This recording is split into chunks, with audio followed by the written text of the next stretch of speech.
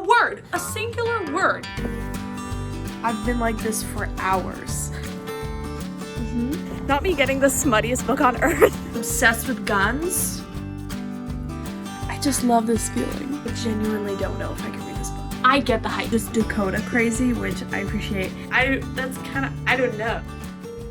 Hello and welcome back to Genre Bending. This is a series on my channel where I try out a new genre and see how it goes for me, see if I like it. And for this week, I am going to be reading cowboy romance. Yeah! Believe it or not, as a romance reader, I've literally never read a cowboy romance. And I'm sitting here going, this will be the perfect excuse to do another genre bending episode and read solely cowboy romance for a week. And we're gonna see how it goes. My first qualm with cowboy romances are the covers.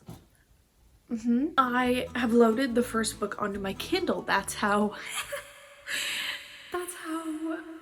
not for me they are.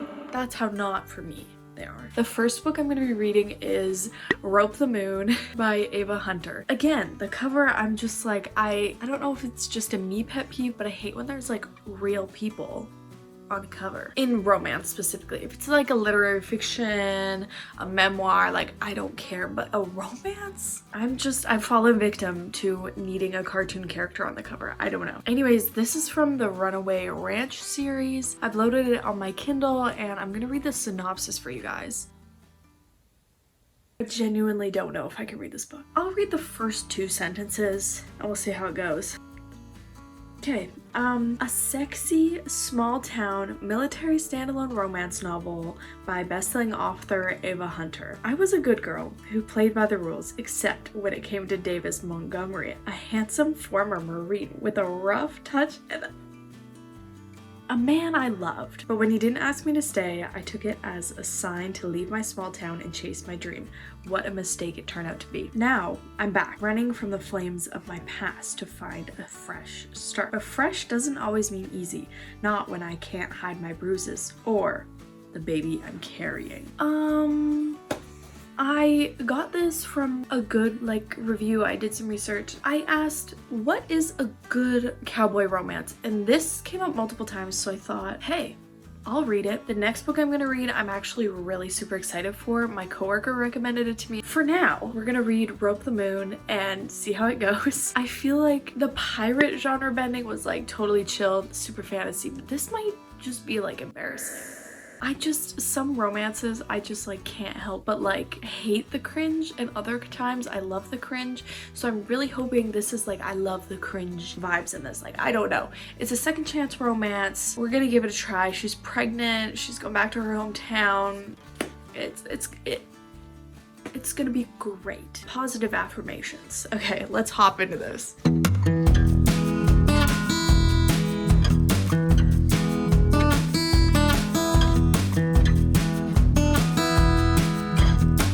Hello, it's the next day. Surprise, surprise, I'm whipping through this book. I'm at 24% right now. I read a little bit this morning and I have some thoughts, comments, concerns, all that jazz. First and foremost, this book starts off really quite strong. And now for spiciness, I usually prefer, 1 hot pepper emoji as opposed to 5. And I think this is gonna be closer to the 5 scale, which is fine. I'm giving it a chance. My other concern, other than the horniness of it all, is that our main character, Davis, our MMC, is kind of like obsessed with guns. Like, maybe American people can relate to this more, but as a Canadian, I'm like, what is the deal with him being so obsessed with his gun? Also, he plans to like murder her ex. I'm not big into the overprotective nature he's giving. I think it's a little illegal. Other than that, I do like how we're changing point of views between Davis and Dakota, and I do really like Dakota's point of view. It's a lot less horny than Davis, and she actually has real world struggles that add some substance to the book. So dealing with her pregnancy and her family's struggles and her mixed feelings about Davis right now is quite entertaining and easy to read, and gives the book some well-needed sustenance moments. Davis, right now, whenever we're in his point of view, he's either horny or raging about murdering her ex. So I don't really know how to feel about him yet, since he's kind of, what do you call it? Davis seems pretty one-dimensional right now because all he cares about is Dakota. Meanwhile, Dakota's been gone for 6 years. Like, you got nothing else going on in your life? Anyways. He's got a cute dog though, so we're gonna let it slide, I guess. Anyways, 25% in, feeling good, feeling great. No plot movement has really happened other than emotional and romantic ones. So we're gonna give it some time and see how things progress and what direction it's gonna take. I'm pretty sure it's gonna take a murderous direction, but we'll see. You should see the setup I've got going on right now. I've got 2 phones in my hand. Rope the Moon. This evening, I absolutely have been demolishing Rope the Moon, despite it being kind of a busy day. I just made it to 50% and I think it's growing on me a lot. Davis has stopped being so gun crazy and now he's just Dakota crazy, which I appreciate. And Dakota's finally like flowering into like what her life is gonna look like, and I thought that was really cute. I've also brought back the reading glasses because I don't want to have reading headaches. I also need to get my eyes checked again. I got these like I think 5 years ago. So anyways, Rope the Moon, it's taken a turn. It's taken a turn for the better. I feel like the couple has finally, I don't even know. I wouldn't say they're on the same page because they're both still like, I like you, but I don't know if you like me. And both of them are thinking that, and that kind of pisses me off. But right now, I feel like it's finally amounting to something and they're actually starting to hang out, bond with each other, and get to a relationship-y standpoint, which has got me kind of giggling and kicking my feet. So it's 10:30, I'm going to bed, but I thought I'd update you. So good night.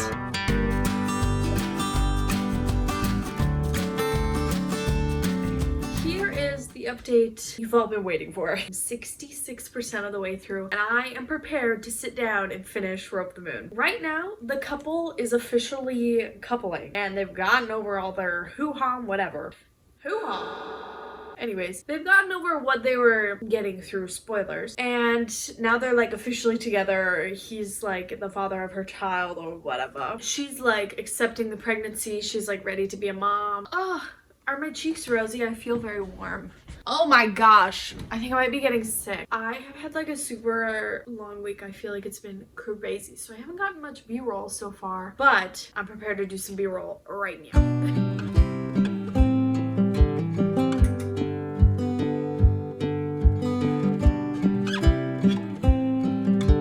It's just so cute.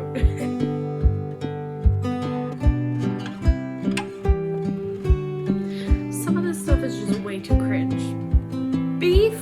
Oh my gosh. Okay, side note, I was reading this on my lunch break at work and we were introduced to Beef. Beef is a character and Beef is back. He's back at it again. Why would you name a character Beef? I don't get it. Anyways, Beef was like mentioned and then they went to talk about how they have beef with someone and I was just like, are y'all hungry? What's going on here?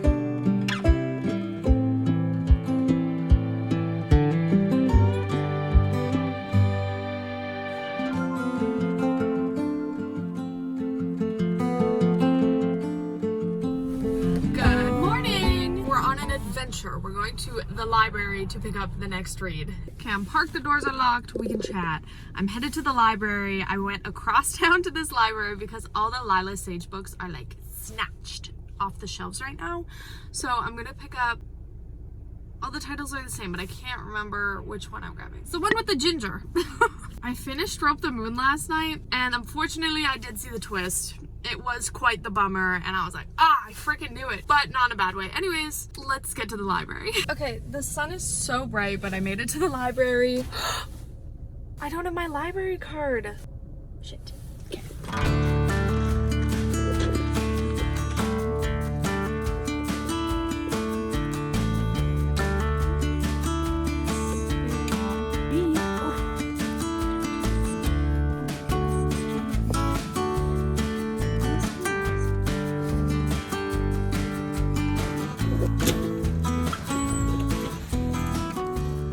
Book acquired.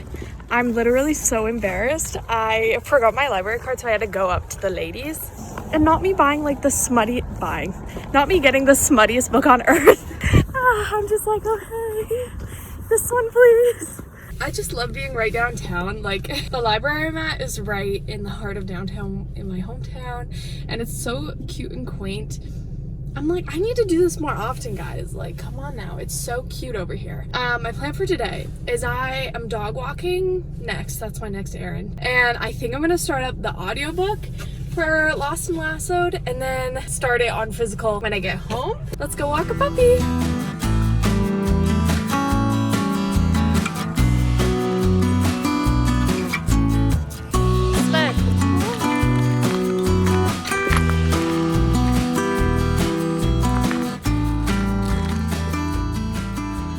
Okay. Hello. I took a shower. I'm feeling 10 times better about my life and my day. Feeling clean, feeling good, feeling amazing. Today, or earlier, I got to chapter 6 on audiobook form while I was walking the doggy, and can I just say, the male narrator for Gus, top tier. I can't get enough, really. So as much as I want to continue the audiobook, I think I'm close to running out of my hours on Spotify, so I'm only going to really use it when I want to multitask. But for right now, I'm going to get into Lost and Lassoed. I'm so excited. First and foremost, let me tell you what this book's about. I'm just gonna read the back quickly for you guys. She thrives in chaos. He prefers routine. The only thing they have in common, how much they hate each other. Teddy Anderson doesn't have a plan. She's never needed one before. She's always been a go with the flow type of girl. But for some reason, the flow doesn't seem to be going her way this time. Her favorite vintage suede jacket has a hole in it. Her sewing machine is broken and her best friend just got engaged. Suddenly, everything feels like it's going to change.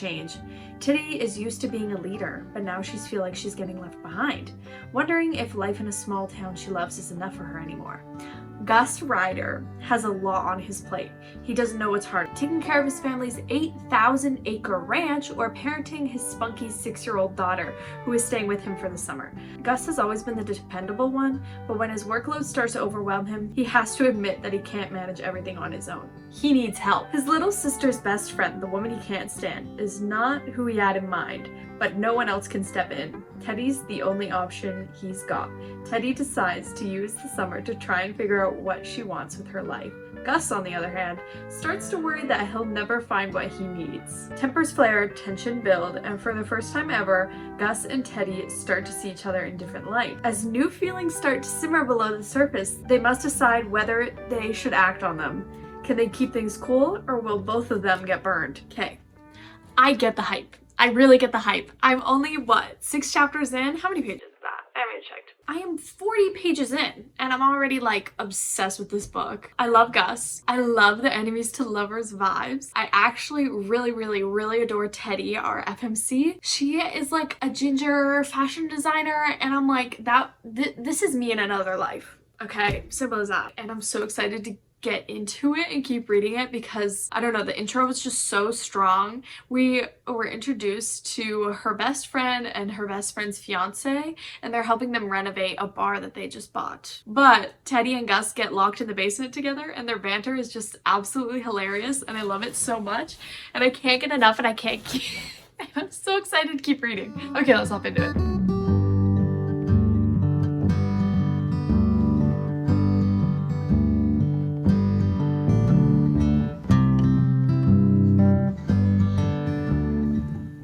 I literally have not stopped reading this book, and it's been hours. We're finally getting the backstory of Teddy and August from 7 years ago, and I'm so excited. I'm on page 150. I am like ripping through this book. I literally love the writing so much. I love Gus and Teddy so much, and I love Riley so much. I'm just obsessed with this book. I can't stop reading. I've been like this for hours. I just love this feeling. It's been another few hours. An hour? Time is running away from me. I'm on page 195. I literally am obsessed with this book. It's getting so good. I have like 100 pages left, and I'm being interrupted because I need to go rock climbing tonight. Well, I don't need to go. I'm going rock climbing tonight, but I will pick this up immediately when I get home.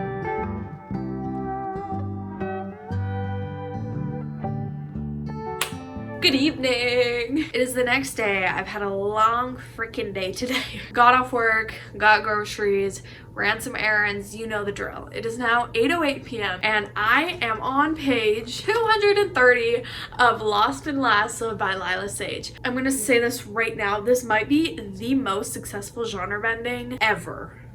To date. I only have one qualm. There was a spicy scene. That was fine. But sometimes vocabulary for other people during spicy scenes is great for them.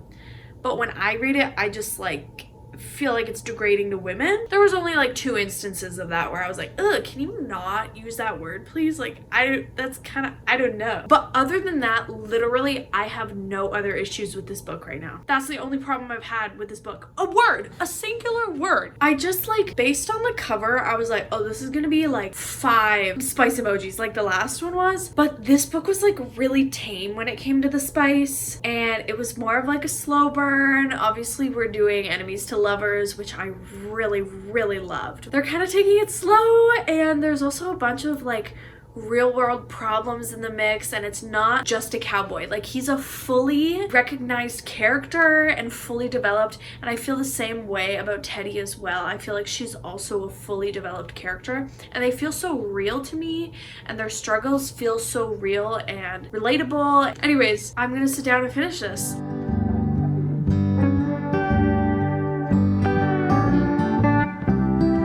Howdy. I finally read both of my cowboy romances, and I am ready and prepared to rate them for you guys. We're first gonna start off with Rope the Moon, the first book I read, and in hindsight, and in comparison to Lost and Lassoed, this one is going to be a 2.5 stars. Now, this is like a 50%. You know, it's not a failing grade, but it's just barely passing, if you know what I mean. I only say that because mostly it was just too spicy for me. I thought that the characters weren't well developed because they were just so horny for each other, which isn't my favorite look for a book right now. The big twist in the end, you know, I saw it coming. Overall, it was just fine. Like, I wouldn't recommend it to anyone unless they said, Phoebe, what's the smuttiest cowboy romance you've ever read? I'd be like, okay, here you go. In the general sense, like, it was okay and just okay, and we're gonna leave it at that. And next up, we have Lost and Lassoed. I don't know if you could tell this already, but this one's a 5-star read.